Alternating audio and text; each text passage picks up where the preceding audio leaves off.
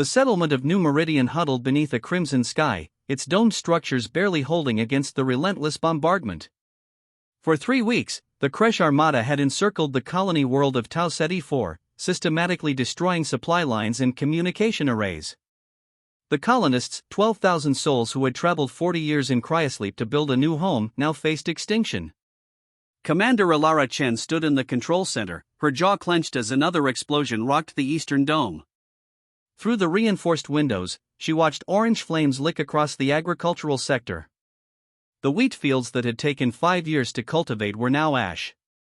Behind her, technicians worked frantically at damaged consoles, trying to maintain the shield generators that were all that stood between the colonists and certain death. "Status report," Ilara demanded, her voice steady despite the chaos. "Shields at 18%, replied Lieutenant Marcus Torres, sweat beading on his forehead. "We've got maybe 6 hours before they fail completely. After that." He didn't need to finish the sentence. Ilara closed her eyes briefly. They had sent the distress signal 21 days ago, the moment the Kresh ships emerged from hyperspace. But Earth was 63 light-years away. Even with quantum communication, the reply had been devastating: help cannot reach you in time. Make peace with your fate. Humanity remembers your sacrifice. She had kept that message classified, refusing to let the colonists lose hope entirely. But now, watching the shield readings plummet, she wondered if she should have told them the truth. At least they could have said proper goodbyes. A child's cry echoed from the refugee shelter below. Thousands had crowded into the central dome, the safest structure in the settlement. Families pressed together, sharing rations and stories, pretending tomorrow would come. Ilara had walked among them hours ago, seen the trust in their eyes. They believed she would save them. "Commander!" A young ensign burst through the door, nearly tripping over debris. "Ma'am, you need to see this." Ilara spun toward the sensor array. The display flickered, showing the space above Tau Ceti IV.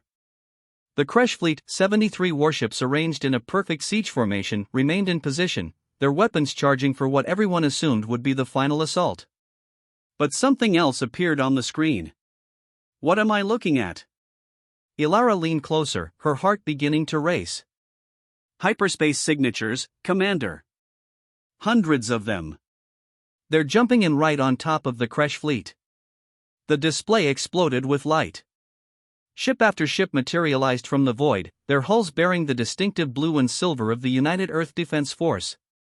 Not the outdated frigates Tau Ceti's founders had traveled on, but new vessels sleek, powerful, bristling with weapons that humanity had spent the last 40 years perfecting.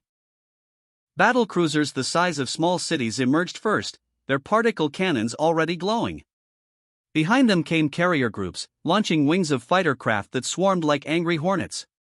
Destroyer squadrons formed protective screens while heavy dreadnoughts positioned themselves at strategic points around the planet.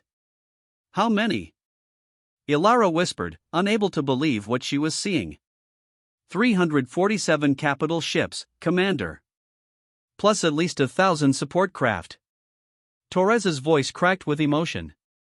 "It's the entire 5th Fleet. And the 7th. And, oh God, that's the flagship Indomitable. Admiral Zhao himself." The communication array suddenly sparked to life, a clear signal cutting through the interference that had plagued them for weeks. "New Meridian Settlement, this is Admiral James Zhao of the UEDF Indomitable. Sorry we're late. Traffic was hell." Even through the static, they could hear the smile in his voice. "All civilians are advised to stay in shelters. We'll have this wrapped up shortly." Tears streamed down Ilara's face as she watched Earth's fleet move with practiced precision. The Kresh Armada, which had seemed so overwhelming, now appeared fragile and disorganized. The aliens had terrorized the outer colonies for years, confident that Earth was too distant to respond effectively. They had miscalculated catastrophically. The first volley from the UEDF fleet lit up the night sky like a second sun. Railguns fired tungsten slugs at relativistic speeds. Plasma torpedoes streaked through the void. Laser batteries carved through Kresh shields as if they were paper. The alien formation shattered within minutes. Some Kresh ships attempted to flee, desperately trying to spin up their hyperdrives. Earth's destroyers hunted them down with cold efficiency, missiles tracking and eliminating each vessel before it could escape. Others tried to fight, redirecting their weapons from the planet to the fleet. It made no difference. For every shot they fired, Earth returned 10. In the control center, the colonists who had rushed in to witness the battle stood in stunned silence. They had resigned themselves to death, had composed final messages to loved ones they would never see again, had held their children close and whispered lies about salvation. But salvation had come. "Commander Chen," Admiral Zhao's voice returned, warmer now. "We're sending down relief ships with medical supplies, food, and engineering teams. Your shields can power down. The Kresh fleet is, well, it's not a fleet anymore." Ilara grabbed the communication console, her hands shaking. "Admiral, we sent the distress signal 3 weeks ago. Earth Command said you couldn't reach us in time." "How?" "Oh, we couldn't," Zhao replied matter-of-factly.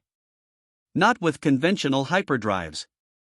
But 6 months ago, our scientists cracked quantum slipstream technology. We can cross 60 light-years in 18 days now. When your signal arrived, we were already halfway here. We've been hunting Kresh raiding parties all year, making sure they never touch another human colony."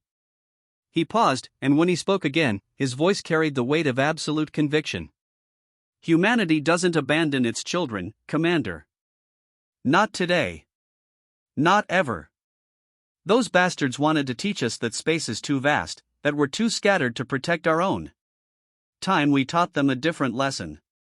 As dawn broke over New Meridian, the sky was indeed darkened not by enemy ships, but by thousands of Earth vessels forming a protective lattice around the world.